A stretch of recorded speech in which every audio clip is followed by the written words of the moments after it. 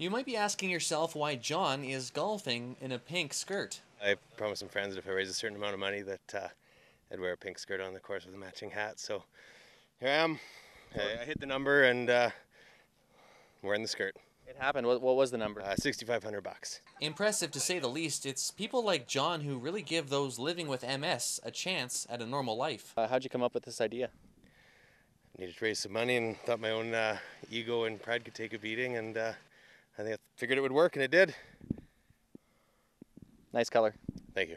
Give me, how do you do an M? Give me M. an S.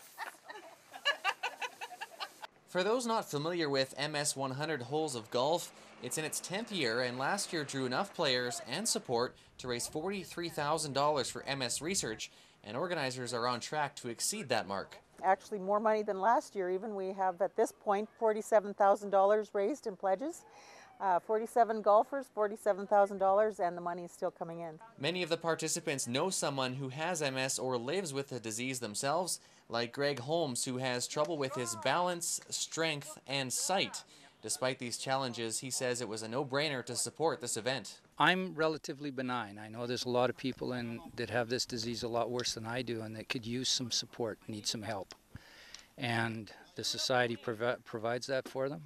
The other thing too is I'd love to see somebody come up with a treatment or better yet, a cure. His father Cease is 88 years old and has raised over $60,000 playing over 1,000 holes of golf in his 10 years fundraising.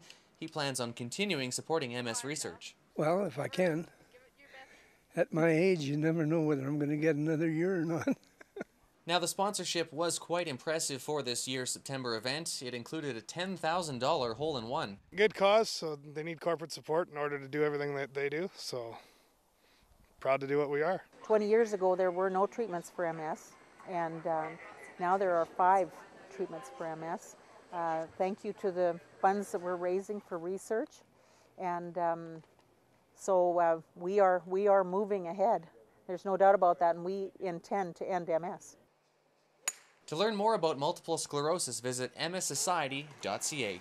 For Shaw TV Sports, I'm Joel Baycroft.